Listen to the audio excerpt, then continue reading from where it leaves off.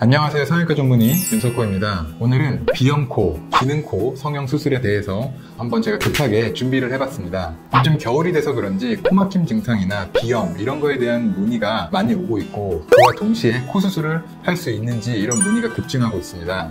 그래서 이제 과연 이 미용코 수술을 할 때 비염코 수술을 반드시 같이 해야 되는지, 같이 해야 된다면 왜 해야 되는지에 대해서 오늘 조금 말씀드리려고 합니다. 우리가 코 미용 수술을 해서 코를 높이게 되면 생각보다 코막힘 증상을 호소하는 분들이 많이 있습니다. 실제로 제 수술 환자들도 그런 케이스가 많이 있고요. 저는 원래 예전부터 코 미용 수술을 진행할 때 환자분들께 특별히 비염 수술을 한다 이런 말씀을 안 드리고도 살짝 비염 수술을 같이 진행을 많이 해왔습니다. 그 이유는 코를 높이게 되면 코가 막힐 확률이 굉장히 많기 때문입니다. 쉽게 제가 설명을 드리면은, 코 수술을 하는 경우는 우리가 코 끝을 높이고 콧대를 높이는 경우가 많겠죠. 근데 우리가 쉽게 이렇게 저를 한번 따라해 보시면, 코를 이렇게 들고 이 부분을 잡고 이렇게 들어보고 숨을 쉬어보면 힘이 잘 안 쉬어지는 것을 보통 느낄 수 있을 것입니다. 이 코를 이렇게 잡아서 위로 들면 왜 코가 잘 안 쉬어지냐면, 우리 코 안에 있는 구조 중에 비밸브라고 하는 부분이 좁아지기 때문입니다. 따라서 정상적으로 이 코 안에 숨을 쉬는 구조가 좀 좁은 분들은, 좁았지만 지금까지 숨을 쉬는 데는 큰 불편함을 느끼지 못했지만 코 수술을 하고 나서 이 부분이 조금만 더 좁아진다면 갑자기 코막힘 증상을 호소하는 분들이 생각보다 많이 있습니다. 이러한 경우는 이제 이런 말씀을 하시는 분들이 굉장히 많거든요. 그러고 나서 이비인후과를 찾아가게 됩니다. 이비인후과를 찾아가게 되면 코 안을 보고 비중격이 휘었고 코 안이 좁아져 있고 이제 이런 말씀을 듣게 돼 있죠. 그리고 와서 제 코가 원래 정상이었는데 미용코 수술을 하고 나서 코 안에 비중격이 휘었다 그러고 코 안이 좁아졌다고 하네요. 그럼 코 수술이 잘못된 거 아닌가요? 이렇게 말씀하시는 분들이 워낙 많았기 때문에 제가 오늘 그거에 대해서 영상을 준비한 것입니다. 방금 얘기한 것처럼 코 미용 수술을 하게 되면은, 제가 방금 얘기를 담긴 것처럼 어쩔 수 없이 코의 안쪽 구조물이 좁아지게 되어 있습니다. 그런데 우리 코는 이렇게 보셔야 됩니다. 코 안에 숨을 쉬는 이 통로는 누구든지 크기의 차이가 있습니다.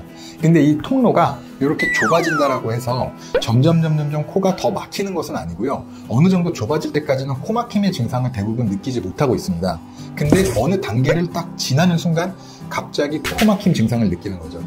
그래서 환자들 중에는 이 코 안에 공간이 굉장히 좁아져 있지만 코막힘 증상을 느끼기 직전인 경우, 아니면 코막힘 증상이 좀 오기 좀 전인 경우, 이런 경우가 많이 있습니다. 이런 경우에 코 미용 수술을 해서 높이게 돼서 공간이 조금이라도 더 좁아진다면 갑자기 코막힘 증상을 느끼는 거죠. 따라서 이렇게 되면 미용 수술을 하고 코막힘 증상이 생겼기 때문에 환자분들께서는 당연히 나는 미용 수술을 하고 뭔가가 잘못돼서 코가 막혀 라고 당연히 생각하실 수 있고, 그렇게 생각하는 것이 맞겠죠. 그래서 저는 항상 코 수술을 할 때 이런 부분을 고려해서 코 안의 상태를 보고, 코가 원래도 안쪽에 숨쉬는 공간이 좁은 경우에는 그거를 넓혀주는 수술을 동시에 같이 진행을 해왔습니다.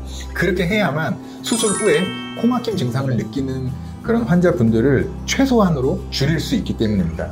코 수술을 한 후에 코막힘 증상이 잘 발생을 하기 때문에 비염 수술을 시행하는 것도 맞는 이유고요. 원래 수술하기 전부터 코가 막히는 분들을 또 비염 수술과 동시에 코 미용 수술을 진행을 하기도 합니다. 왜냐하면 원래 코가 막히는 분들은 당연히 미용적으로 코를 높이게 되면 더 막힐 확률이 훨씬 더 많기 때문입니다. 그래서 비염 수술에 대해서 제가 또 간단히 말씀을 드리려고 하는데요. 여기에 대해서 이제 질문들이 있어서 제가 조금 정리를 해봤습니다. 비염 수술은 다른 데서도 이제 정보가 많이 있는데, 첫 번째로는 합의각계 절제술 혹은 축소술, 두 번째로는 비중격 망곡증의 교정술, 세 번째로는 비밸브 성형술입니다. 자, 첫 번째로 얘기하는 이 합의각계 축소 혹은 절제술에 대해서 먼저 얘기를 드리겠습니다. 이 합의각계 절제술 축소술은 뭐냐면, 여기를 이제 보시면 우리 코 안에 구조가 있는데, 코 안의 구조 중에서 이 덩어리처럼 보이는 부분이 있습니다. 이 덩어리처럼 보이는 부분이 커졌다 작아졌다 해요. 그래서 우리가 코 안에 숨쉬는 통로에 이 합의각계라고 하는 덩어리가 이렇게 있는 거죠. 근데 이 덩어리가 어느 날은 좀 더 커졌다 작아졌다 하는 것입니다. 예를 들어 이 합의각계는 이쪽으로 한쪽으로 눕게 되면 아래쪽에 있는 부분이 잘 커집니다. 그래서 우리가 보통 한쪽으로 누웠을 때 왼쪽으로 누우면 왼쪽 코가 더 막히고 오른쪽이 뚫리는 이유도 그런 이유입니다. 그래서 이 합의각계가 커졌다 작아졌다 하는데, 사람에 따라서는 평소에도 좀 많이 커져 있는 분들이 있습니다. 원래도 커져 있다라고 한다면 조금만 커져도 공간을 더 많이 막겠죠. 그래서 이 하비갑계의 점막을 조금 축소를 시켜주는 것입니다. 이 하비갑계의 점막을 좀 축소를 해주게 되면은 아무래도 크기가 좀 줄어드니까 커진다 하더라도 예전보다는 좀 덜 커지겠죠. 그렇게 해서 코막힘의 빈도를 좀 줄여줄 수 있는 것입니다. 거기에 플러스로 좀 더하자면 점막 안쪽에, 이 덩어리 점막 안쪽에 뼈로 된 구조도 같이 있습니다. 그 구조 또한 약간 바깥쪽으로 밀어줌으로써 이 공간을 좀 넓혀줄 수 있습니다.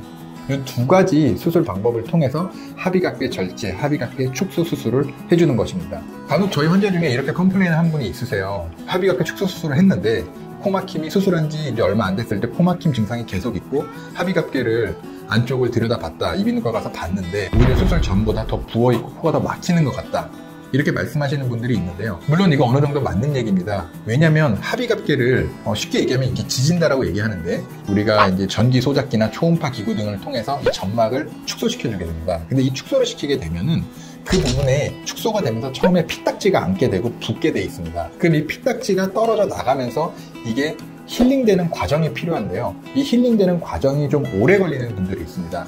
특히 하비갑계가 크면 이 부분을 많이 저희가 축소를 시키게 되면은 힐링되는 과정이 좀 오래 걸리고 피딱지도 많이 생기기 때문에 이제 이게 한 달, 두 달 정도는 오히려 수술 전보다 좀 더 부어있다라고 생각하는 경우도 많이 있는 것이죠. 따라서 정상적으로 한두 달 내에는 수술 전보다 하비갑계가 살짝 부어있고 코막힘 증상이 더 있는 경우도 있을 수도 있습니다. 예전에는 이 하비갑계를 이 혹처럼 생긴 덩어리를 통째로 떼버리는 수술을 했습니다. 지금도 그렇게 수술하시는 선생님들이 있고요. 이건 잘못된 수술법은 아닌데요.